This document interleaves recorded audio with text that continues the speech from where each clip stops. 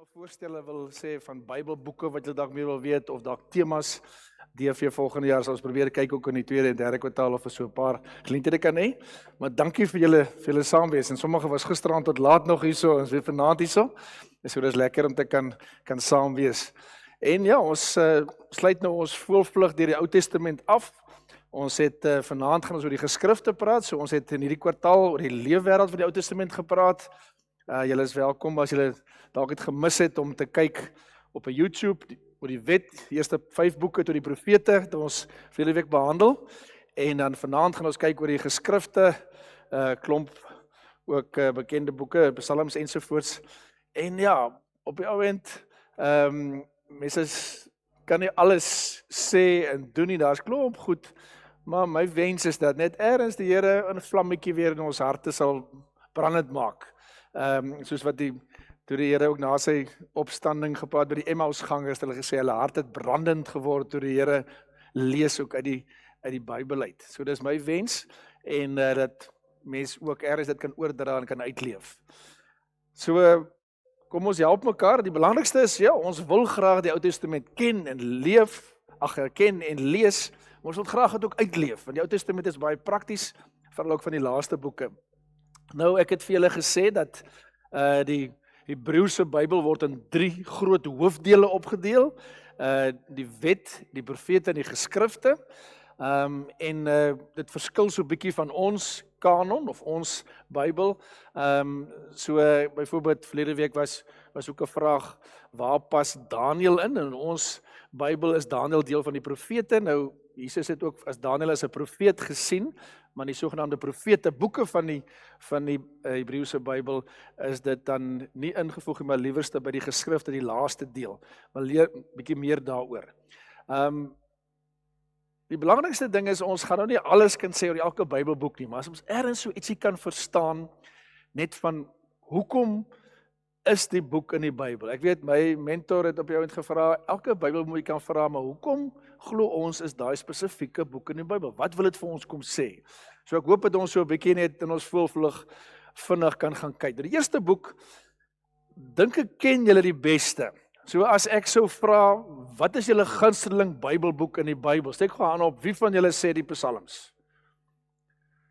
Daar's 'n hele paar. Wat is julle gunsteling Psalm? Psalm 23, ja, Psalm 23 Psalm 16, lyk my daar, want Psalm 16 was my pa se Psalm, en Psalm 23 het hy die laaste woorde wat hy op aarde kon praat, was uit Psalm 23 ook. So, dis vir my ook, hartspsalms en baie van ons het Psalm 23 uit ons kop geken. Ek weet, my oupa het vir my vertel, dat hy was ouderling, en hy het in Moreesburg, en die dominee het by elke huisbesoek het hy gelees, die Here is my herder, niks sal my ontbreek nie. Dat hy so gewag vir die dominee sê, niks sal my ontbreek nie. So, op die oomblik ons ken daai woord, die psalms. Wat is nog ander bekende psalms, wat julle lief voor is? Psalm 16, 23, 91, ja, baie plakkers op motors staan ook, hierdie kar word beskerm deur Psalm 91 en dan moet nie te naby luister dan die motor ry om die plakker raak te lees nie. Wat nog bekende psalms wat julle vir lief is? 1-1, 121, die van julle wat in Paul Roos op skool was, dat was die Paul Roos se psalm ook. So daar's 'n hele klompie psalms, maar belangrik is, as 'n mens kyk, die psalms het ons in die verlede baie keer individueel gelees. En dit is belangrik, ja, ons moet elke psalm ook individueel leer ken, maar baie keer was daar misgekyk die samehang van die psalms met mekaar. In die afgelope jare in die akademiese wêreld het mense ook gevra, maar hoekom is daar 'n psalmboek? Hoekom is daar 150 psalms? Skakel hulle by mekaar in? Hoe lyk die verskillende psalms met mekaar? So, daar is ook so 'n bietjie meer klem, ja, individuele psalms word nou baie bestudeer, om te sê, kom ons kyk ook na die psalmboek as geheel, waar pas dit in, ensovoorts, ek gaan net ietsie meer daaroor sê. Maar belangrik is, psalms, daar ergens is dit deel van ons Bybel, en dit was ook in die tyd dan van die Ou Testament ook 'n gebedeboek. So ons kan sê hierdie psalms was ook die gebedeboek wat mense ook in die tyd van Jesus ensovoorts gebruik het. Nou, ons het al 'n paar keer gesels oor wat is die agtergrond van Bybelboeke. En ons het al vir mekaar gesê, dis baie keer moeilik om te bepaal, want sommige tye het dit 'n tyd van ontstaan en 'n tyd van neerskryf. Nou in die Psalms is daar voor die ballingskap, tydens die ballingskap, na die ballingskap, so sekere psalms soos Psalm 51 wat ons ken die liedjie Create in me a clean heart, O Lord, wat 'n boetepsalm is, word gekoppel byvoorbeeld aan Dawid wat dan vir die Here om vergifnis vra. So daar is ergens 'n band, maar ander psalms is ons nie so seker nie. Dit kan enige tydsvak wees. So die psalms is eintlik tydloos. Psalm 23, maak nie saak of dit voor die ballingskap of na die ballingskap of vandag, dis net so van toepassing. So mense sien, daai Israeliet bid, die Here is my herder. Nou sommige tye ken ons dalk nie die herders nie, ons weet nie.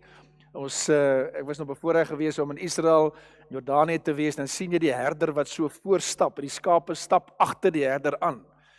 Hier by ons is gewoonlik die herders wat die skape aanjaag, so is iets anderste, maar die beeld van 'n herder en God wat die getroue herder is ensovoorts. Maar belangrik is, die psalms 'n gebedeboek wat tydloos is. En sommige psalms praat met jou as jy in nood is. En ander psalms praat met jou as jy net die Here wil loof en prys. So dat vir elke omstandigheid is daar so 'n psalm. En sommige tye het 'n mens nie woorde om jou gebede uit te druk nie. Sommige tye het 'n mens net, dalk gaan jy deur 'n moeilike tyd. En as ek vir mense sê, maar ek kan vir jou bid, of sommige tye lees ek net 'n psalm vir die persoon. Dit verwoord iets van daai persoon, en daarom die psalms is eerlike gebede. Sommige tye is dit amper te eerlik, ook selfs as oor die vyande gepraat word. Laat my vyande se kinders op die klippe doodgeslaan word. Dit is rowwe woorde, maar dit is eerlik, dis hoe mense voel. En daarom, ons het baie keer nagedink oor die woorde van die psalm en so, maar daar was 'n teoloog met die naam van Briggeman. Hy het gesê, mens moet ook kyk na wie is die mens agter die psalm.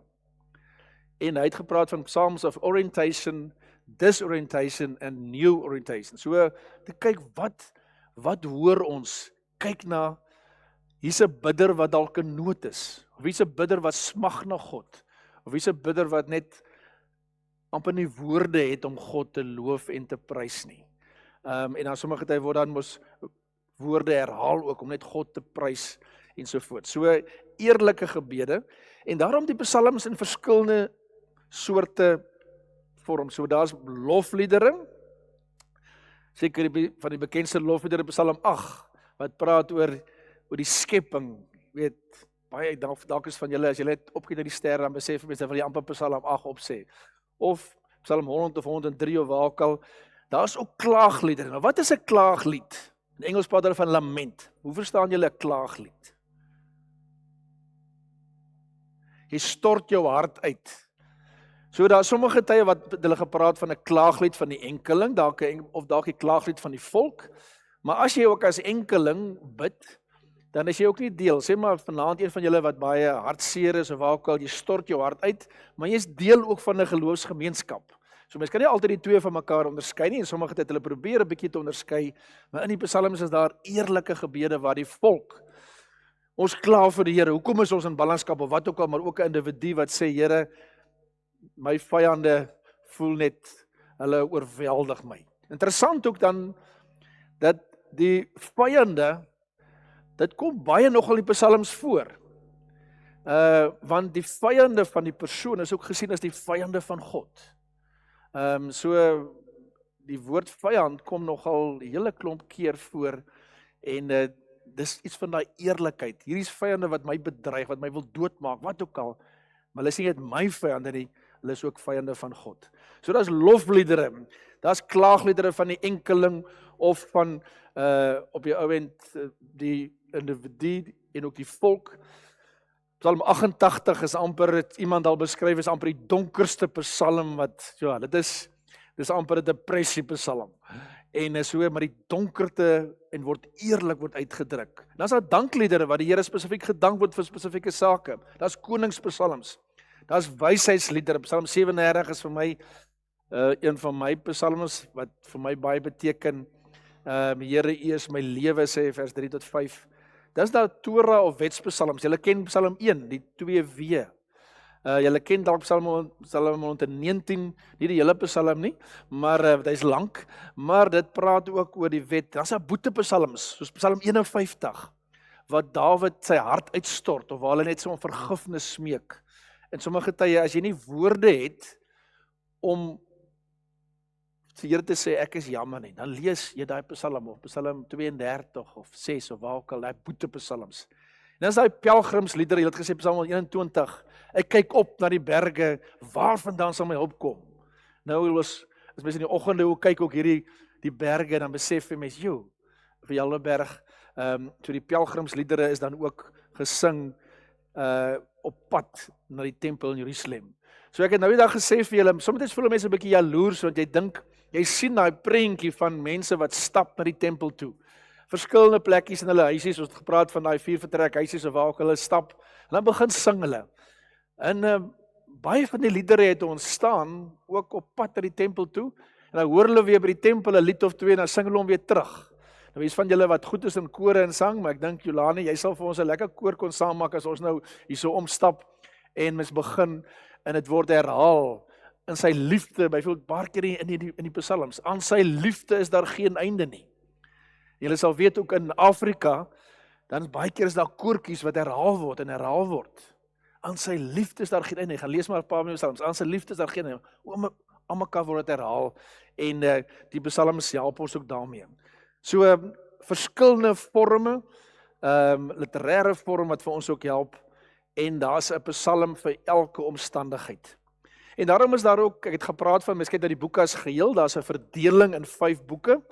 Sommige sal sê dis hoekom dit aansluit by die Pentateeg ensovoorts. Maar elke van daai boeke sluit af met 'n lofgedeelte. En reg teen die einde ook is daar ook dan wat met lof afgesluit word. Psalm 146 of 145 tot 150. En halleluja, prys die Here. Ook die laaste, sommige sal sê Psalm 150 is amper hy sluit hom af. Die Here amper nie genoeg woorde en hy sê, julle sal ken vers 6, Psalm 150. Hoe sluit hy af? Alles wat asem het, moet die Here loof. Alles. En julle, die wat klein kinders het, sal daar weet, alles wat asem het, hulle maak hulle so hulle ken ook daai. So sluit die psalmboek af. Alles wat asem het, moet die Here loof. Halleluja. So die hele psalmboek sluit af ook met 'n lof aan God. So belangrik is, ons het gesê, dit kan in verskillende kontekste gebruik word. Dis gebruik in die tempels, die kultus, as mens die woord kultus gebruik, gaan het oor die godsdienstige oefening ensovoorts. Maar en die opskrifte, sommige tye is daar vir die koorleier, of daar sekere dinge wat aansluit, of die koragiete, of wie ook al. En interessant, ek het nou, die psalms het ek gelees in hierdie week, kan dalk 1 of 2 keer minder of meer wees, maar 414 keer in die Nuwe Testament aangehaal. Iets wat ek nou eers hierdie week raak gelees het, is dat Psalm 110 word die meeste aangehaal. Is nie 'n bekende psalm nie. Maar jy kan maar weer gaan kyk in die 2020 vertaling en sien hoe daar en 'n hele paar keer ook in die Nuwe Testament aangehaal word. So dit was nogal vir my verrassing. Mense sal nou dink van die bekendste, maar Psalm 110. So weer eens dit was die gebedeboek wat Jesus en sy disippels, die mense in die Nuwe Testament geken het, dat daai het aangehaal, belangrik. So as 'n mens dan praat oor die inhoud, en weer eens daar's klomp goed wat 'n mens kan sê, klomp het geskryf is, so as ek iets op die bord sit, ek weet ek het vir julle reg aan die begin gesê, my kollega het gesê, enigiets wat jy aanbied is soos vis eet, jy eet die vis en jy spoeg die grate uit. So hopelik is hier genoeg vis wat jy nie te veel grate nie, maar ek het sommer weer vinnig gekyk vandag, hoe mense verskillend, wat is nou die kernsake, maar daar's verskillende sake, so dit is moeilik om te sê in 'n paar punte waaroor gaan dit, maar op die ou moment weer eens, waaroor gaan die Ou Testament, waaroor gaan die Bybel? Dit gaan oor God, en die psalmboek help vir ons om op God te fokus.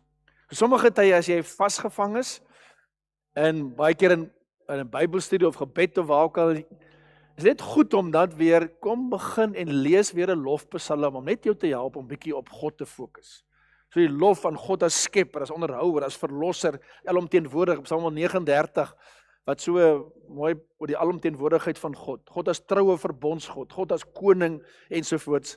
So daar's baie eienskappe van God wat die psalmdigter net vir ons op verskillende maniere uitdruk. Ja, ook God se almag in tye van nood en 'n stuk vertroue. So Psalm 23 wat ook 'n vertrouenslied is. Jy stel jou vertroue in die Here is my herder. Nie iemand anders is 'n herder nie, hy is my herder, 'n stuk vertroue. Ek vertrou hom.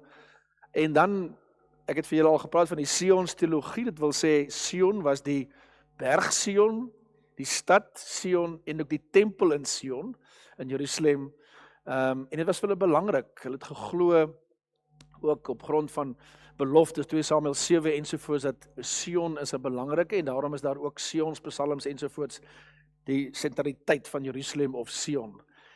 En daar word gepraat oor die koning ook. Daar's koningspsalm, Psalm 2 wat praat van selfs die koning as seun van God. Daar's koningspsalms wat kom sê ook Jahwe of die Here is ons koning.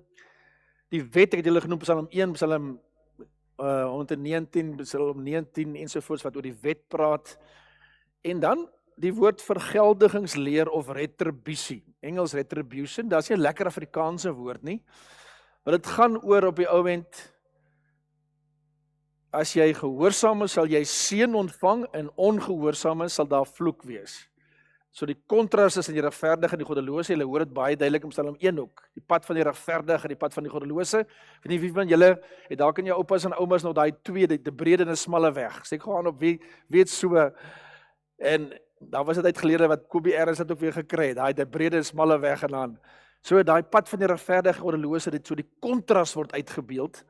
Maar op die ou end ook dan die vraag gevra word, is daar altyd seën vir gehoorsaamheid, vloek vir ongehoorsaamheid, en ons sal later weer 'n bietjie daarby uitkom, maar daar is ook dit wat in die psalms voorkom. Dis so iets oor die psalms. Dalk 'n vraag of 'n opmerking oor die psalms? Ja.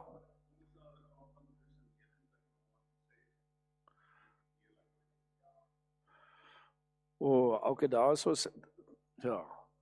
Daar's soos oom gesê het 'n lapsus.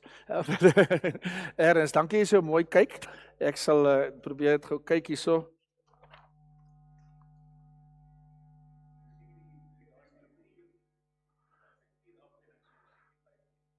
Ja, so ja, hierso is 90 tot 106, ja, is hy daar. Dankie Herman, dit is altyd goed as ingenieur mense met 'n bietjie detail kan kyk, maar dit nee, daarso is so dis die 5 boeke 1 2 3 ja, so dis 90 tot 106 is dan die 4de ene. Dankie vir die fyn kyk. Ek is bly die mense is hierdie tyd van die aand so wakker. Dit sê vir my eers dit is lekker. Maar weer eens is as daar dinge is en wat vir belangrik is ook weer ons is in gesprek met mekaar. Ek weet maar 'n klein bietjie van die Bybel af, maar ons help mekaar. Ons het meerdere wysheid en kennis ook hierso saam. Maar net die gedagte van dat daar's verskillende ook in boeke verdeel. Ek dink baie van julle sal miskien nie dit gehoor het nie, maar dit is ook om al hoe meer te sê dat mense ook saam groepeer. Enige vrae of opmerkings nog? Iets wat julle nog?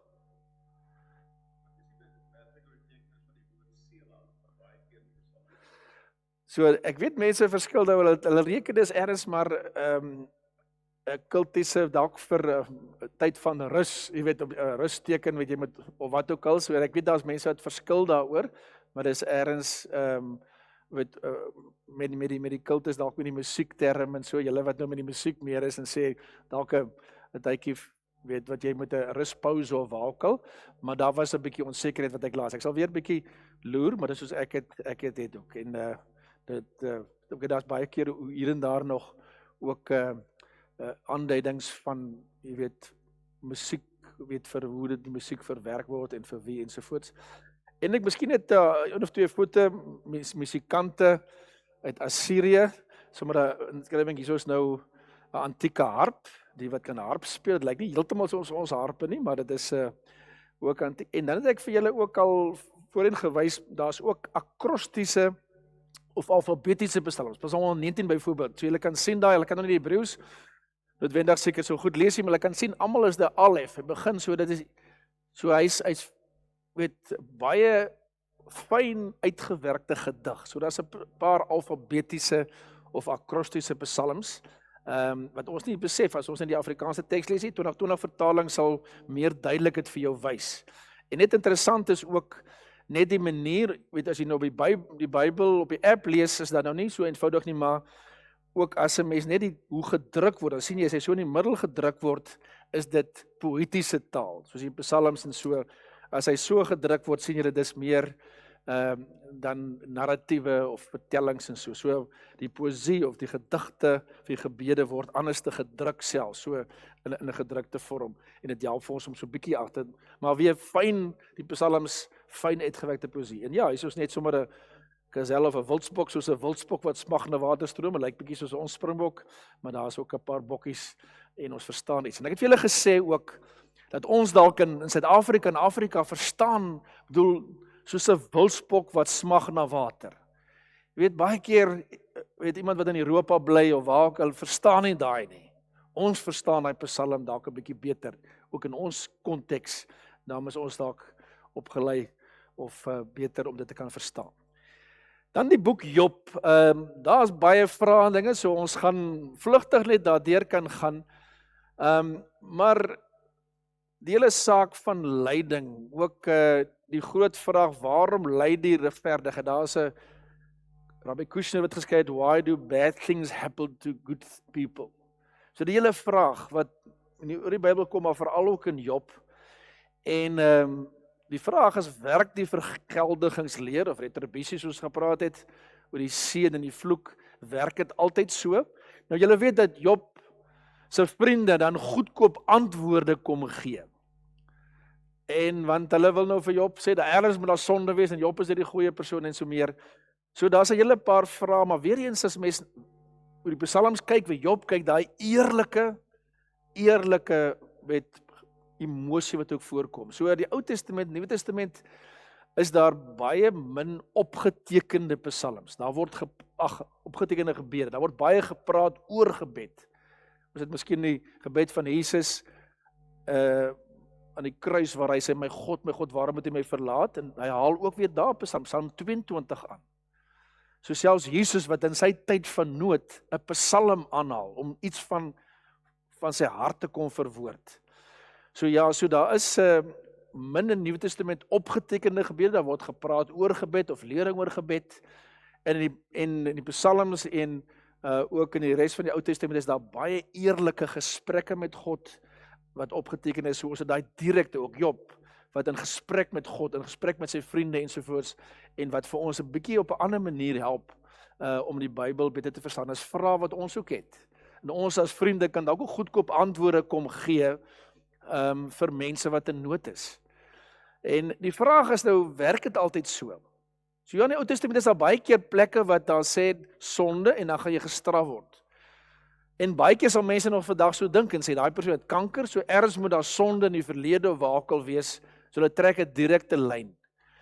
Maar op die ou end sê die boek Job en ander gedeeltes in die Ou Testament ook, dit is nie so eenvoudig nie. Ons weet, sonde het slegte gevolge. As iemand het ongehoorsaam is, of iemand sy vrou of man, of wie ook al sleg behandel, of kinders, dan is daar slegte gevolge. So, maar op die ou end is dit nie so eenvoudig om alles, siekte en dood, waar ook al direk te lei nie. En dit is waarom God teen die einde ook, as jy Job 38 en so, gaan lees daar van die skepping. Ek het as student het ons nog voor daar eintlik al hierdie rekenaars goed was, het iemand 'n klomp so 'n skyfie vertoning van al daai Job 38 van al die skepings goed wat voorkom, en op groot skerms gewys en net die woorde van Job gelees. So dit is God kom sê, jy weet, ek kom praat met jou ook deur my skepping en ek kom gee antwoorde en jy verstaan nie alles nie. As mens miskien net Job 42 teen die einde lees, waar dit duidelik staan, 42 vers 5, sê, op hoorsê het ek van u verneem, maar nou het my oog u gesien. So op die oomblik is 'n klomp vrae, dan vat God en ook in gesprek met Job en sê, kyk die skepping, ek is 'n God, 'n almagtige God, en jy verstaan miskien nie alles van my nie, maar jy het iets van my beleef. En dis wat ek al baie keer ook gesê het, ja, ek is bevoorreg om dalk so 'n bietjie meer tyd in die Bybel te kan spandeer, oor God na te dink, maar ek verstaan dalk minder van God nou, maar juist daarom is hy God. As ek alles van God verstaan het, was ek self God. So, daar's 'n stuk geheimenis rondom God. So, as ek vanaand vir julle vra, julle gaan 'n klomp vrae oor God hê. Verlede week weer iemand wat soveel mense in haar lewe verloor het, en ek dink ek het veel dalk gedeel. En ek verstaan nie, hoekom moet sy 2 kinders verloor het, 'n eerste man, 'n tweede man, 'n ma, 'n pa, nou weer 'n skoonseun. Ek verstaan dit nie. Maar ek weet, God is nog steeds lief vir haar en gee om vir haar, en sy beleef dit ook, en sy Here gebruik mense.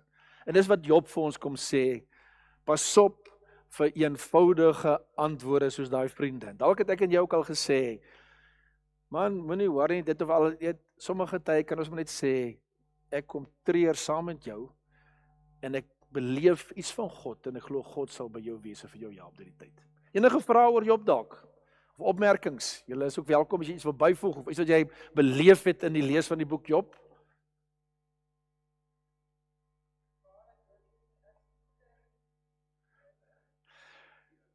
Ja, dit is, daar's verskil van mening, so sommige sal sê, byvoorbeeld die finale optekening van, was dalk, die regering is 'n boek soos Amos dalk 'n bietjie ouer, maar ja, daar's nog steeds 'n bietjie verskil van mening, en ook, ja, van, kyk, die land is so, weet waar Job en sy omgewing, so daar word nie so altyd so baie gepraat oor die historiese konteks nie, maar ja, dit is nog 'n bietjie onbeantwoorde vrae. Soos ek sê, baie van die datering van die boeke, en dis wat dit miskien, ek het vrede gemaak. Dis interessant om daaroor te redeneer en te kyk, en ek sien die verskillende argumente vir en teen, maar so byvoorbeeld die psalms.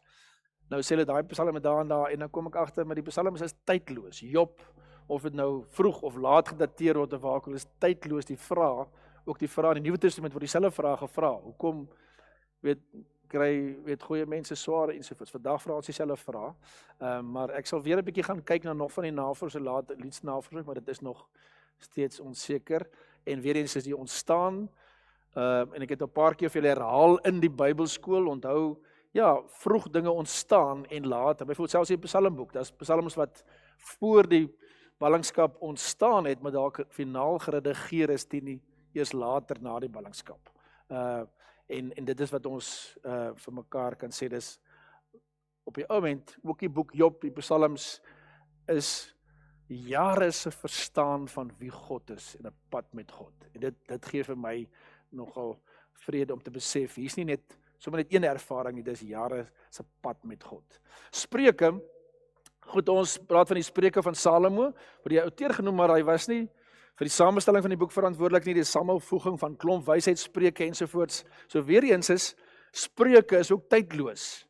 Baie van die goed, jy weet, iets wat vir my baie mooi is in Spreuke wat sê, yster slyp, yster vriende vorm mekaar. Ek weet nie of julle daai teks ook, en dis tydlose goed. So 'n klomp versamelings, wysheidsspreuke in Oud-Israel, en sê vir ons vandag, so belangrik as mens die boek Spreuke lees, dan kan jy ek kan dalk 'n preek maak uit net 1 of 2 verse. Nou as ek die psalms lees en ek vat nou net 1 vers, en dan sal jy sê, Daniël was 'n bietjie lui geweest, hoekom kyk jy dan die ander verse? Hulle praat mos maar van perikoop of paar verse saam. Maar Spreuke, daar is gedeeltes wat saam gegroepeer word. Ja, interessant is, wysheid word in Spreuke gesien as 'n vrou. So, sommige vrouens sal sê, maar dis mos natuurlik, dis mos vanselfsprekend. En die woord vir wysheid in Hebreëus is ook 'n vroulike vorm. So die mans wat hierso dalk baie opgee oor wysheid, die Bybel praat op verskillende maniere oor wysheid, maar so die eerste word selfs wysheid gesien, personifikasie as 'n vrou. Maar julle ken die woorde dalk van Spreuke 1 vers 7. Nou ek het die 33 of 53 in betaling, wysheid begin met die vrees vir die Here. 83 praat van dien van die Here, 2020 vertaling praat ontzag vir die Here. Nou die Hebreëse woord hierre is letterlik beteken dit vrees, maar ek dink ons het 'n meer negatiewe verstaan van vrees. As ek sê jy moet die Here vrees, Sondag daarop klem lê, dan sal julle dink, ja, dit klink nie vir my lekker nie. So ek dink in die tyd van die Bybel, Ou Testament, dat die woord ontsag, dink ek is 'n goeie vertaling om te sê dat 'n mens daai ontsag, daai respek vir die Here sal hê. En ek dink baie van ons ouer mense het vir ons daarmee ook gehelp en sê, weet ons leef tog wel verskillende sienings oor God. Ons het nou die dag ook weer gelees dat Jesus is ook ons vriend. So, maar belangrik is wysheid begin met die ontsag vir die Here. En die doel is baie keer vir leiding te gee vir jong mense. Dit gaan oor God se orde. Julle baie keer tussen die wysheid en die dwaasheid, so julle sal baie hoor die wysheid en die dwaasheid. En ek skryf dat een van die basiese voorstellings is dat Spreuke wysheid by die aanvaarding van gesag en nederigheid gepaard gaan. Ja, en daar word sterk gebruik van kontraste ook tussen die dwaase en die wyse. So die boek Spreuke is daar 'n hele klomp spreuke wat vir ons baie prakties is en waar hierso ook verhouding met ouers en kinders ensovoorts. So daar's 'n klomp dinge. En ek dink 'n paar verse wat julle miskien ook goed ken, Spreuke 3, ook ken hom in al jou weë, dan sal hy jou paaie gelyk maak. Ons ken daai liedjie ook. So daar's 'n paar sulke en verskillende teksgedeeltes. Ek dink Spreuke 31 oor die spreuke vrou, so baie ek nou die dag moes gevra weer 'n begrafnis daaroor ook hou. So ek dink julle ken Spreuke 31. En waar die vrou ook die lof aan die vrou besing word. Ek weet een keer het my pa dit gelees vir my ma, ek dink is op 'n Vrouedag of eers Moedersdag, en daar staan ook die vrou moet ook vroeg opstaan en koekies maak of koek wat ook al. En toe het ons die vorige dag gelees en die volgende dag het ouma vir die kleinkinders gesê, maar sy het nog nie tyd gehad om lekker koekies te maak nie, maar toe sê die een kleinkind, maar gister het oupa dan gelees daarso, die Spreuke vrou staan vroeg op in sy sorg. So hy het oor die Bybel geluister en ons het nie gedink hulle luister so fyn nie. So ja, so mens moet maar dit fyn lees, maar die belangrike ding, daar word 'n klomp spreuke wat vandag nog steeds vir ons help. Enige vrae of opmerkings oor die boek Spreuke? Is daar dalk 'n gunsteling vers in Spreuke vir julle wat julle ook wil uitlig of so?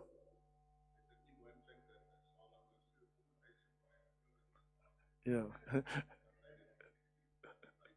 Hy het maar die wysheid nodig gehad. Ja, dit julle gedagte van meer vroue. So ja, baie keer sal mense nou vra, wil 700 vroue, 300 byvroue, wil is dan maar vir 'n paar jaar lank. Nou baie van daai was amper ook met verdrag, of jy kry 'n vrou met as daar 'n verdrag met 'n nasie of so gesluit is, so hoe dit gewerk het, maar jy het baie wysheid nodig. Net vir een man, een vrou, het ons almal maar wysheid nodig in 'n verhouding. Maar daar's en dit interessant is, jy wil 'n hele klomp praktiese goed, ook oor, jy weet, leiaard, jy weet, kyk na die muur en word wys en so praktiese dinge. En nou weer eens is te veel gesê, die Ou Testament is nie daar 'n boek wat daar ver verhewe is nie. Dis 'n praktiese boek wat vir ons help met praktiese raad. En hier en daar is daar moeilike tekste. As jy gaan lees in Spreuke 31, ek gaan dalk volgende jaar kan ek miskien 'n paar moeilike tekste na kyk. Maar hierso is een moeilike teks in Spreuke. Ek los dit net vir julle. Ek sal later daarmee hierso staan.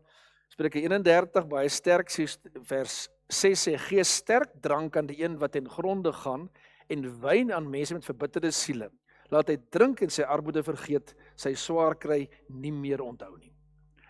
So so baie keer as ek sommer met mense praat oor hoe lees 'n mens die Bybel, dan sal ek sê, wat sê die Bybel oor drank gebruik? En dan sal ek sê, maar nee, ons kerkraad moet begroot vir drank vir die arme mense. Ons moet hulle uitdeel.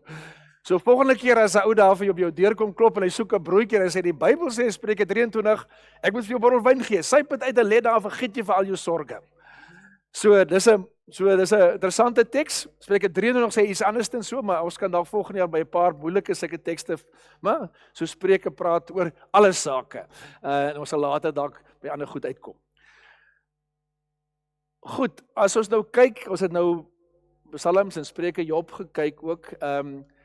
Daar word gepraat van die megaloot of die rolle. Dis klaagde en hoogte is op die ouend as ons mens nou die verskillende ander boeke, Rut, Hooglied, Prediker, Klaaglied, Ester, word as die rolle gesien.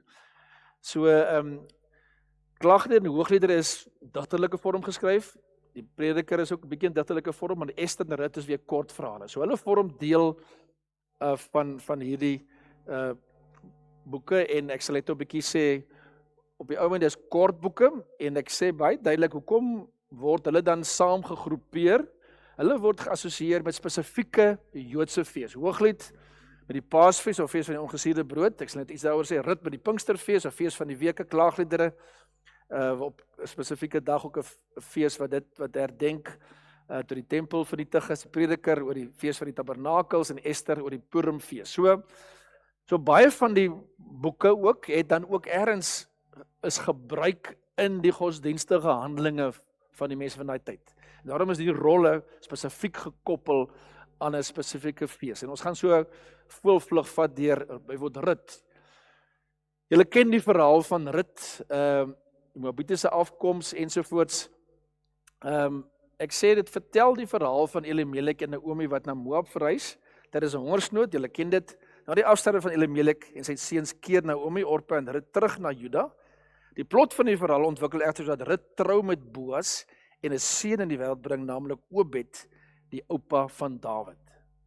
So as mens weer die geslagsregister weer gaan kyk, en nou interessant is, hier word dan gepraat van die leveraats of swaars huwelik. So 'n bepaling, ook Deuteronomium, dat indien iemand sonder kinders sou sterf, een van sy broers verplig is om met die weduwee te trou. Dit is 'n reëling. So baie van die goed is praktiese ding, ons verstaan miskien nie, maar in die tyd van die Ou Testament was vir mense wat nie kinders gehad het nie, of nie 'n nageslag nie, was 'n geweldige ding. En daarom is daar selfs reëls, ja, iemand wat dan sterf en die kinders, die man sterf, die vrou het nie kinders en die swaar ook moet help ensovoorts. So vandag klink dit vir ons baie vreemd. Maar in terme van die konteks, en daar's nou 'n debat, julle het van die man in die Vrystaat wat nou 'n debat daaroor het, so dit is redelik ja, ek weet nie of hy al wanneer die vrou gaan kry of so nie, maar hy het redelik geldjies aangebied, lyk my. So, maar dit is die vraag is, jy weet, hoe werk dit en hoekom?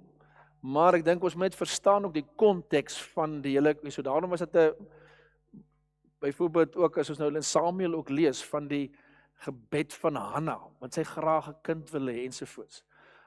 En dat 'n mens ook Abraham en Sarah ook, dit was 'n belangrike saak, en iets daarvan verstaan ons dan ook in Rut. En ek sê teen die einde, die verhaal verwys op die feit dat goddelike leiding en menslike verantwoordelikheid mekaar nie wederzijds uitsluit nie, maar mekaar komplementeer. So in hierdie verhaal sien ons dit ook, en dan op die ou end ook dan dat Obed ook die oupa van Dawid. So hoekom is die verhaal ook dan in die Ou Testament Dawid 'n belangrike rol speel, en dan dat op die ou end daarom ook die verhaal van Rut ook in die Bybel voorkom. Julle het ons het vir die kaart vir julle gewys ook waar Moab is. Moab is in die ooste kant van die Jordaan. So dit is nie in Israel self nie, so dit is in die ooste kant vandag se Jordanië. En so julle weet ook iets daarvan, dit so wat na Moab verhuis tydens sy hongersnood ensovoorts, en dit vertel ons iets van daai verhaal. En dan Hooglied, wat ook gekoppel is in 'n fees. Nou, interessant is, in die geskiedenis is Hooglied baie keer vergeestelik. So Hooglied is redelik eksplisiete taal. As jy mens gaan lees, selfs in Hebreëus is dit nog. Ek het vir julle ook verlede week gesê, ek sal dit weer gaan seker maak oor die Hebreëus daar by 1 Konings 18, waar Elia en die Baal profeet, ek het mos gesê, ek dink een van die Hebreëus sê dat hy dalk sarkasties verwys na dat Baal besig is by die badkamer. Nou, dit is een van die moontlikhede, ek weer gaan kyk daar, dit is 'n vertalingsmoontlikheid wat sommige mense voorstel, dit weet nog doodseker nie, maar sekere tye is daar so 'n bietjie onsekerheid, maar die boek Hooglied word in redelike eksplisiete taal oor fisiese verhouding tussen man en vrou gepraat, en in die verlede het sommige dan probeer dit 'n bietjie wegpraat of vergeestelik. En dan praat ons van allegories of typologiese uitleg. So allegorie maak vergeestelik. Daar's verskillende vergeesteling wat in die Bybel baie keer voorkom. Ek weet, ons het destyds geleer Byvoorbeeld wat hulle nou sê, byvoorbeeld Dawid wat nou 5 klippies optel en dan gee hulle die een klippie se naam is hoop en geloof en liefde en trou of wat ook al. Maar dit staan nêrens in die Bybel nie, maar mense onthou daai preek, dit klink so mooi, is mooi vergeestelik. My klippies het geen name nie, maar ergens word dit gedoen. Nou dag het ook iemand gesê, maar ook die probeer tipologies, hy sê kyk die ark van Noag was in hout gemaak en die ark het verlossing gebring en die kruis is ook van hout gemaak, het verlossing vir almal gebring. Nou maak hy 'n tipe daar direk. Dit klink baie mooi en is baie kreatief, maar dis nie wat die teks noodwendig sê nie. So, die vraag is, wat wil die boek Hooglied vir ons vandag kom sê? En ek sê dat die naam van God kom nie in die boek voor nie. Nou soos sommige mense sê, daar was altyd ook oor Ester, wat die naam van God ook nie voorkom nie, was daar 'n bietjie onsekerheid. Moet dit deel nog, hulle het nog in die latere jare nog gestry, moet dit deel van die kanon wees van ons 66 boeke. Goed, die boek handel oor die liefde tussen 'n man en 'n vrou. Dis tog baie duidelik en dit word in redelik eksplisiete taal gesê. Dis deel van die skepping, daar word gepraat oor die uitbuiting van mense ensovoorts. Julle kwessie seksualiteit is nie lelik nie, die mense liggaam is nie minderwaardig nie. En ek sê daar word oor die huwelik gepraat, maar die waarde van 'n monogame huwelik word min oor die huwelik gepraat dalk, maar die waarde van die verhouding, monogame verhouding word tog beklemtoon. So weer eens is dis deel van die Bybel. So ons ken baie mooi verskillende forme van liefde. Ons praat van die agape liefde, Nuwe Testament woord vir liefde, die onselfsugtige geeliefde, maar die Bybel praat ook oor die fisiese liefde, erotiese liefde ook, in baie duidelike taal. En daarom het sommige probeer wegvertaal en sê het verwys na Christus, die bruidegom, sy verhouding met sy kerk, die bruid, maar dit is vergeestelik. Die vraag is, wat het dit beteken ook in die tyd van die Ou Testament? Wat beteken dit vir ons vandag? En daarom moes ek ook al 'n paar preke oor Hooglied doen, in die huwelik, ook al in ons gemeente ook, en dit is 'n belangrike deel ook tussen man en vrou, en God sê, dis 8 hoofstukke, daarom kan ons dit nie ignoreer nie. Enige vrae of opmerkings oor Hooglied?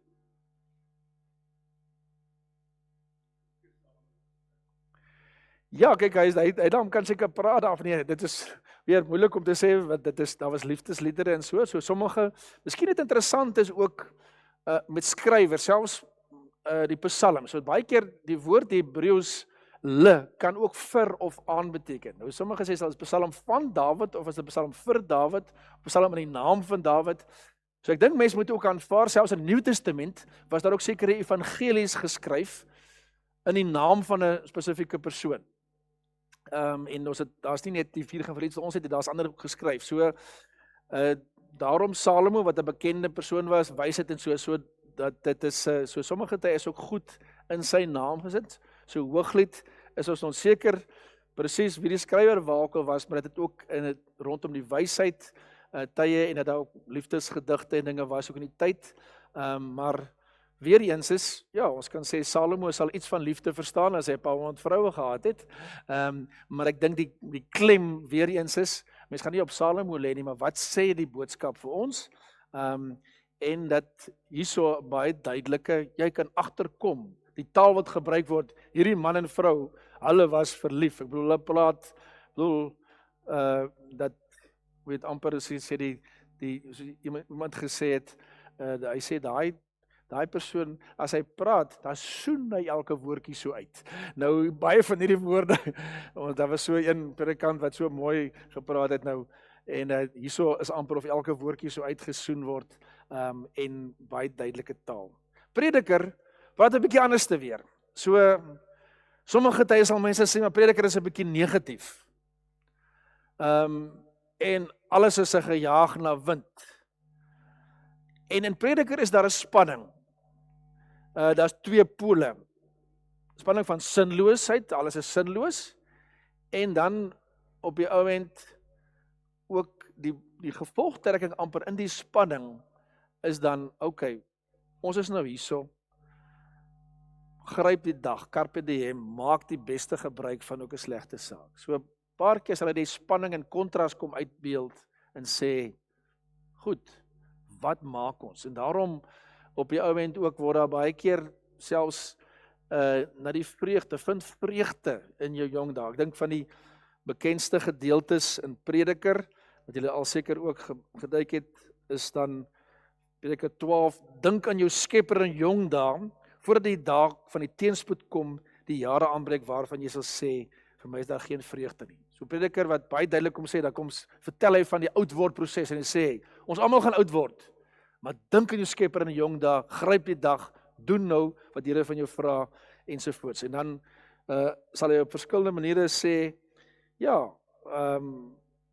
selfs Prediker 12 vers 12 wat baie studente dalk, hulle ken daai vers baie goed. Ken julle Prediker 12 vers 12? So studente sê baie keer, die slotsom is, nadat ek alles gehoor het, betoon ons sag vir God en kom sy gebooie na, dit geld immers die hele mensdom. Want oor elke daad sal God self oordeel, alles wat verborge is, oor die goed of die kwaad. En ek is eintlik vers 12 wat ek wil uitlig. Hy sê, my seun, wees gewaarsku, aan die skryf van baie boekrolle kom daar geen einde nie. En baie studie is uitpuntend vir die liggaam. So dit is waar, ja, die studente sal baie keer baie slim, hulle sekere tekste ken hulle nie, maar daai sekere haal hulle uit. En ek onthou toe ek by die Kaapse Korpshoek was, en hulle sekere teks, maar daai teks gehad, as hulle 'n bietjie waarsku oor te veel wyn gebruik. Hulle sê, maar Paulus het gesê, 'n bietjie wyn is goed vir die maag. Maar ek sê, sommige van ons het baie maagprobleme hierso. So ons haal baie keer 'n bietjie die Bybel uit konteks aan, maar hy eindig op die ou end ook, by ou end dat ons elke tyd vir God sal leef en dat ons, so hy sê, maak die beste gebruik van die geleentheid en dat hy ook die vreugde sê, dat ons ook dit wat God kom gee kan geniet. Enige vrae oor Prediker of opmerking daaroor? Ek het my heel eerste proefpreek het ek oor Prediker, oor die kwessie van die vreugde, mens met vreugde moet leef.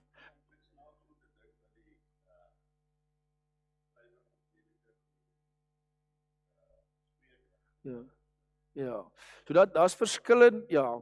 Goed, so daarom sal ek miskien nie te veel daarvan maak nie, ons weet nie, maar daar is ook verskil oor hoe gesien word oor wysheid en oor die lewe en so. So hier's verskillende kante wat tog voorkom in Spreuke en in Prediker. So ek dink daarom ek beklemtoon altyd dat 'n mens, as daar onsekerheid is oor waar dit vanaf kom, maar ook belangrik is met wysheid. Daar was ook sekere wysheidskole, soos ons laas gesê het van die profete, so daar was profete, ook profeteskole rondom wysheid.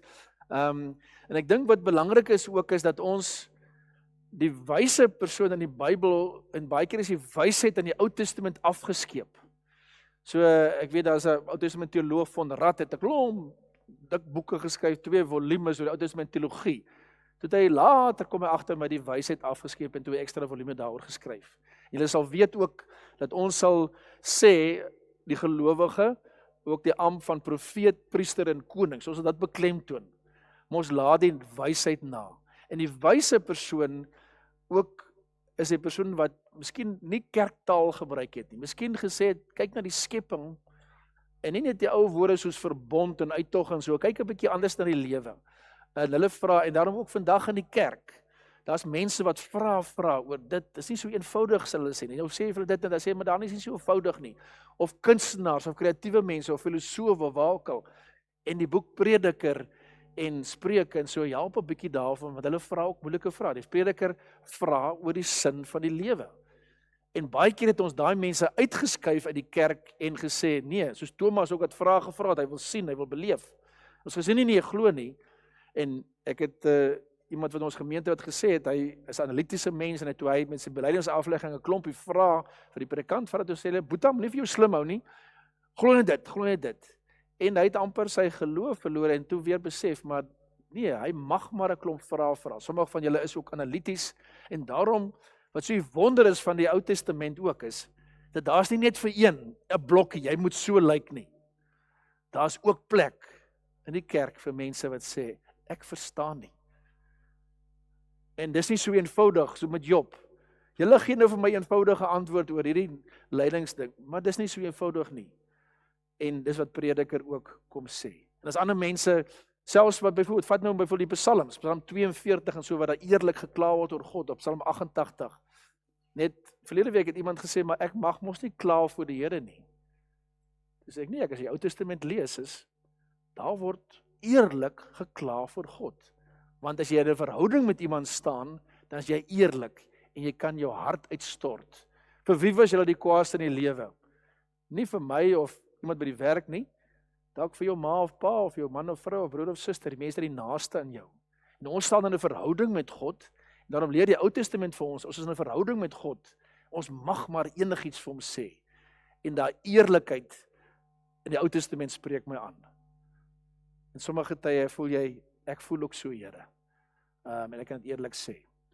Dis waar klaagliedere ook inkom, klaagliedere wat nou ook eerlik die volk kom kla,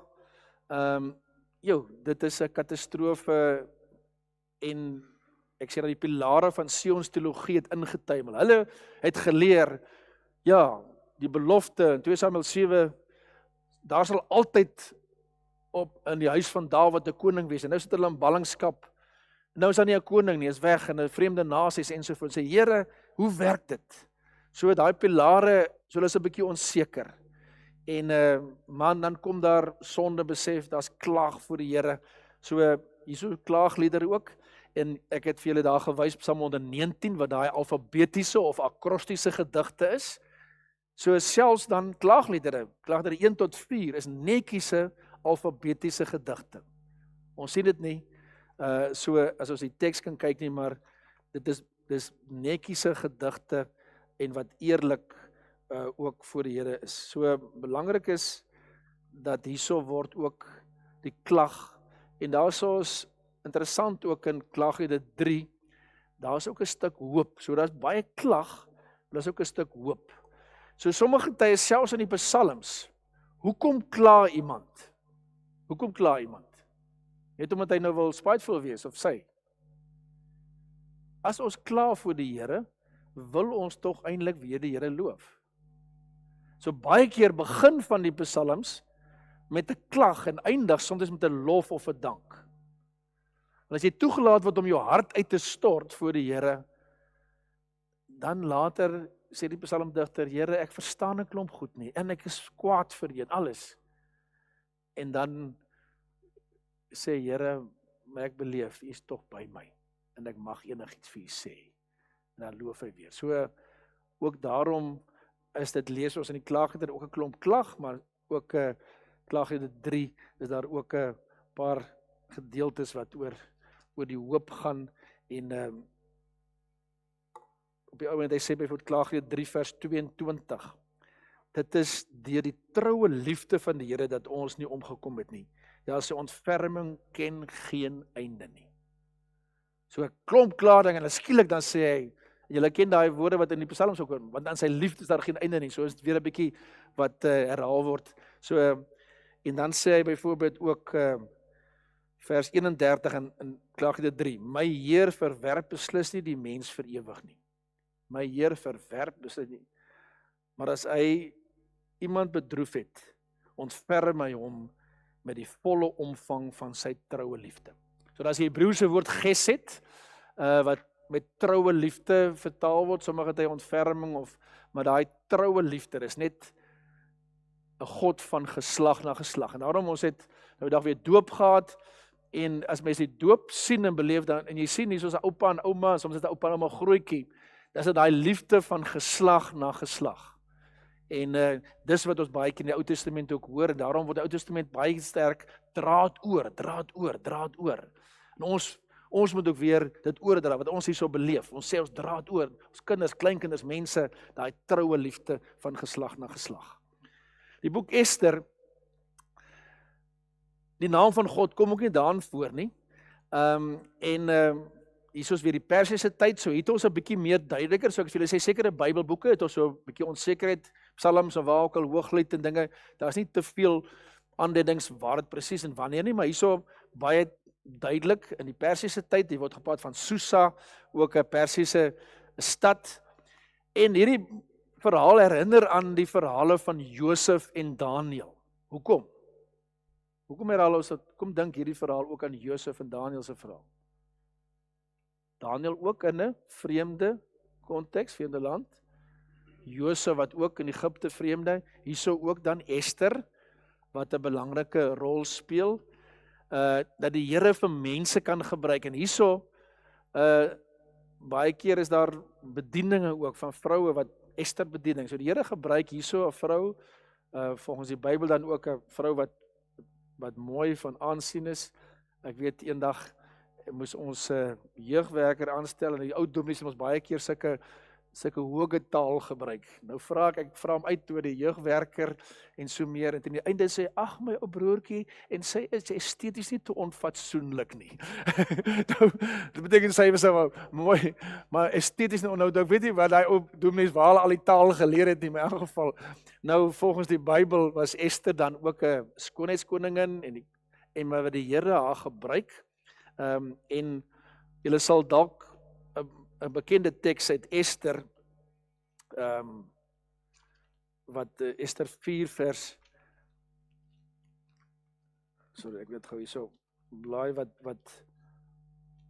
wat ook dalk soms as 'n kernteks gebruik word, wat die Here vir haar gebruik, in 'n spesifieke tyd. En ek het tyd gelede het ek 'n konferensie ook bygewoon in Engels wat daar staan, for a time like this, so Ester 4 vers 14, dan sê hy op die ouend, want as jy wel hierdie tyd sou swyg, sal er uitkoms en redding vir die Jode van 'n ander plek afkom, maar jy en jou familie sal omkom, en wie weet of jy nie jou huis vir 'n tyd soos hierdie koninklike status verkry het nie. Sê, en wie weet of jy nie juis vir 'n tyd soos hierdie, so die Engels for a time like this, so dat in hy spesifieke tyd het die Here vir Ester gebruik op 'n spesifieke manier. So die boek Ester wat ook dan sê hoe die Here 'n spesifieke persoon gebruik het met haar gawes, met wie hy is en in 'n moeilike tyd. Daar is ons net ietsie van Susa, Ester se stad in Persië, Iran. Daar is ook 'n Susa met 'n uitbeelding. So help vir ons net so 'n bietjie van die Persiese tyd. Dan Daniël, ons het vir mekaar gesê dat Daniël word ook as 'n profeet gesien, en by ons in die Septuagint, in ons Bybel is dit ook as by die profeteboeke saamgegroepeer, maar hierso dan deel van die geskrifte. Maar net interessant is dan, ja, ons ken Daniël 2 hoofdele, Daniël 1 tot 6 en 9 tot 12. So duidelik verskil die tweede gedeelte klomp visioene. So as mens net 'n bietjie lees, ook die boek Sagaria het ons verlede week gesê, 1 tot 8, wat ook verskil van die tweede deel ook van Sagaria. En 'n tyd wat verskillende tydperke ondergaan. So die eerste deel wat dalk in die Babiloniese tyd voorkom, die Mediese tyd, die tweede deel heel wat later. Nou, geleerdes sal sê, of meeste sal saamstem, dat die tweede deel van Daniël is die laaste wat neergeskryf is in die Ou Testament. So die eerste deel veronderstel 'n bietjie vroeër, maar die tweede deel veronderstel 'n tyd van Antiochus Epiphanes. Nou, hy sê hy was 'n vurige aanhanger van die Hellenisme. Hellenisme teken die Grieke. Nou, ek het dit so weer 'n bietjie gaan oplees, want ek weet hy was 'n wrede karakter wat die Jode baie kwaad gemaak het. Nou, op die ouend, as 'n mens gaan kyk wat hy alles gedoen het, weet dit is hy het die tempel gestroop wat vir hulle dan baie spesiaal was. Hy het die afgodsbeeld van Zeus, Olympus, 'n Griekse afgod, daar opgesit. Hy het 'n nuwe altaar op die tempelterrein gemaak. En wat nog, om Jode te tart, het hy op die nuwe altaar, wat het hy geoffer? 'n Vark. Weet ek bedoel, as jy nou vir 'n Jood daar en wat ek gelees het, sê hy het tot 40,000 mense laat doodmaak en duisende as slawe verkoop. So daai, as mense net iets van verstaan van daai, dan sê ek wrede koning Antiochus, en dat dit dan 'n stuk hoop vir mense in daai tyd moes bring. Die tweede deel van Daniël. En so temas wat ek gesê wat gewild was onder die profete word geïgnoreer, soos die Exodus temas, Dawid, Sion, tradisie ensovoorts. En net soos Openbaring ook bedoel was, nie vir ons om te moeilik vir ons syfer vir 'n klomp goede, dit was 'n troosboek vir mense in 'n tyd van nood. Openbaring was ook daar bedoel vir mense in die tyd van Nero, waar kom kon sê, hierso's troos. En die doel was dan die verbondsvolk in tye van geloofsdruk en geloofsvervolging te bemoedig. Dis wat kom. En daarom word daar gepraat oor die Godsryk. Oor God wat beheer is van die geskiedenis. So die woord koninkryk of ryk kom met die Nuwe Testament baie voor.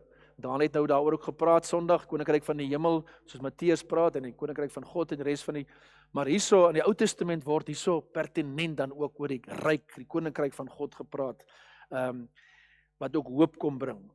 En as verwysing na die twee koninkryke, die van God en die van mense God, wat die twee ryke in harmonie wil bring, en hy praat selfs 'n bietjie oor die opstanding en die dood en die ewige lewe. Ons weet in die Ou Testament word daar min oor die opstanding en die dood, die ewige lewe gepraat, en hierso 'n bietjie daaroor. Maar weer eens die boek Daniël, ons ken die verhale van daal die eerste deel, van Daniël as persoon, en gee vir ons ietsie oor leierskap. As mens dink aan wie Daniël was as leier, en hoe hy die Here getrou gedien het, ten spyte van omstandighede. Dis 'n pragtige boek, Daniël, die weet op die oomblik 'n opregte kind van God. Maar op die tweede deel wat vir mense kom hoop gee in moeilike tye.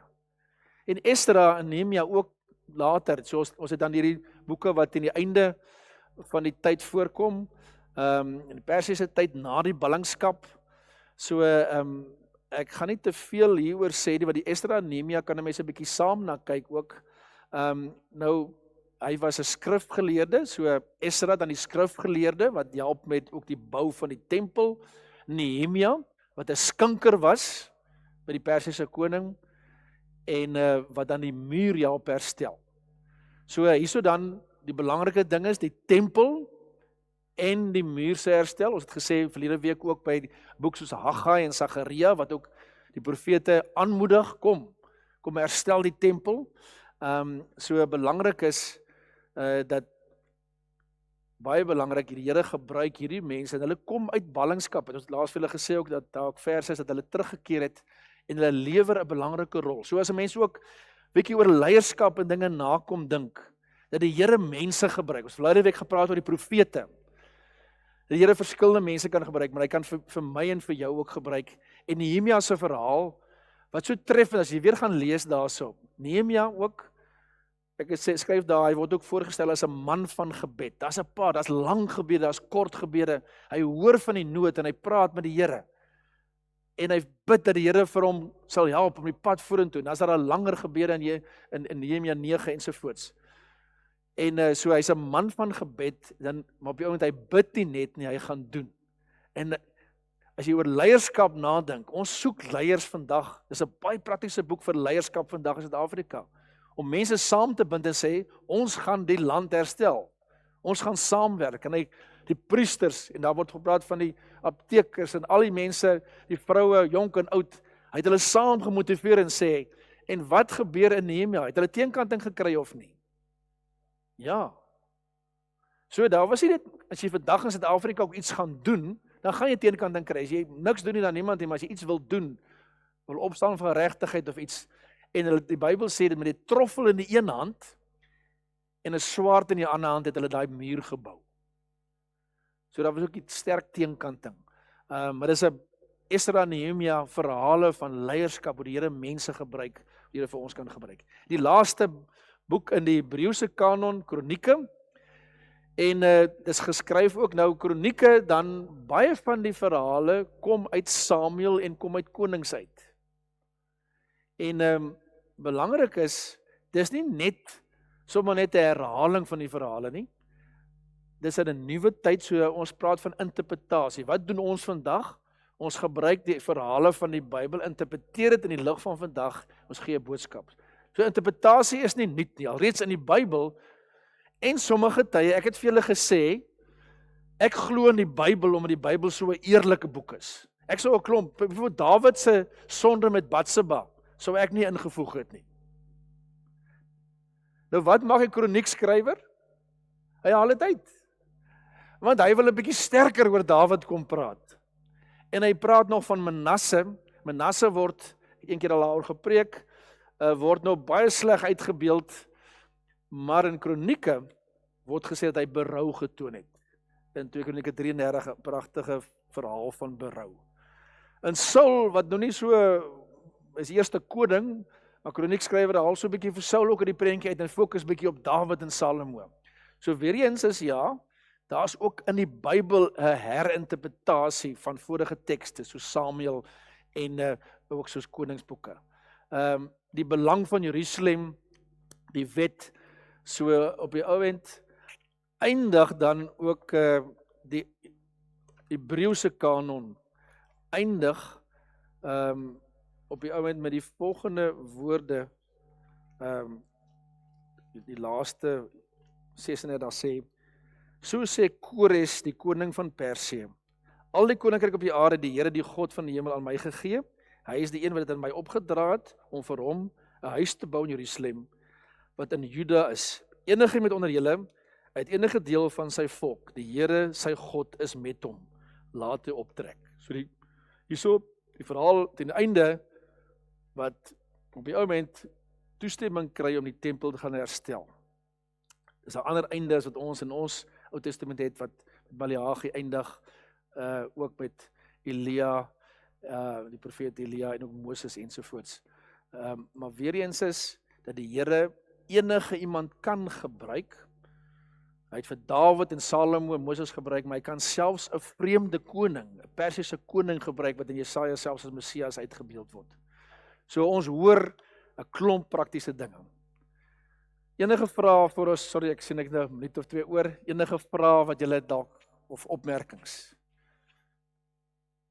Ons het die Ou Testament nou vinnig deur volvlug, so ek help, daar's 'n hele paar 39 boeke, so ek hoop julle sal ergens weer 'n bietjie stil kan staan, maar teen die einde, die Ou Testament is 'n boek wat ons help om in teenwoordigheid van Here te leef, en 'n klomp verhale, dinge wat die Here mense gebruik het, en die Here wil vir my en vir jou gebruik, soos vanaand, weet, net sê, ons mag eerlik voor die Here wees, en ons het die verhaal van Daniel, en van, op die ou moment Nehemia, wat werk en goed 'n verskil maak, en dis wat die Here, soos ek baie van die verhale lees, dan spoor dit my aan en sê, jou, en sommige tye as ek moedeloos is, dan gee die Ou Testament, en veral psalms en klaagliedere vir my woorde, wat ek nie self het nie, of Job, en dis daarom het so 'n praktiese boek is, en kom ons lees dit, kom ons leef dit.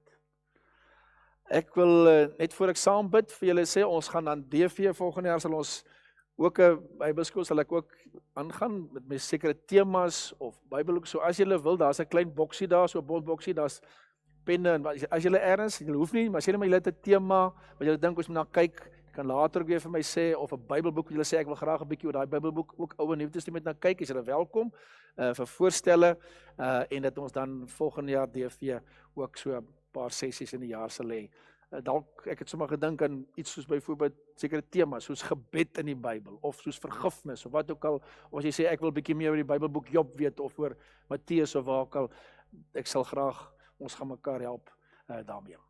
So dankie vir julle commitment en ek hoop ek het net met een persoon klein bietjie gehelp om net 'n bietjie te sê opgewonde te raak oor die Bybel en te gaan uitleef. Kom ons bid saam. Here, dankie vir die voorreg om u woord te hê. Here, ons is meer bevoorreg as Moses of Daniel of wie ook al. Ons het u woord dat elke dag met ons kan praat. En dankie vir die 39 boeke van die Ou Testament, Here, wat prakties is, met ons praat, vir ons wysheid gee, vir ons raad gee, vir ons help bemoedig, vir ons woorde gee om te bid. En Here, as ons vanaand hier so is, staan ons eerlik en nederig voor u. Ons kyk op, ons sien u raak, Here, u as die alomteenwoordige, alwyse Skepper, Verlosser, Here, troue verbondsgod. Ons kan nie sonder u leef nie. Soos wat die mense in die Ou Testament nie sonder u kan leef nie. Ons verstaan nie alles vir die Here nie, maar ons weet u is by ons. U sal ons nooit verlaat nie. U was by Daniel in die leeukuil. U was by elke persoon by Nehemia waar hy met die een hand moes veg en die ander moes gewerk het. Here, u was by hulle. U het hulle gehelp. U sal vir ons ook help. Amen. Dankie vir julle en seën vir die, so volgende Woensdag aand kan julle lekker ook rustig wees en seën vir julle, ek gaan julle mis, maar daar's nog 'n bietjie koffie en tee as jy wat nog wil dalk saam kuier. Lekker aand verder. Lekker vir julle.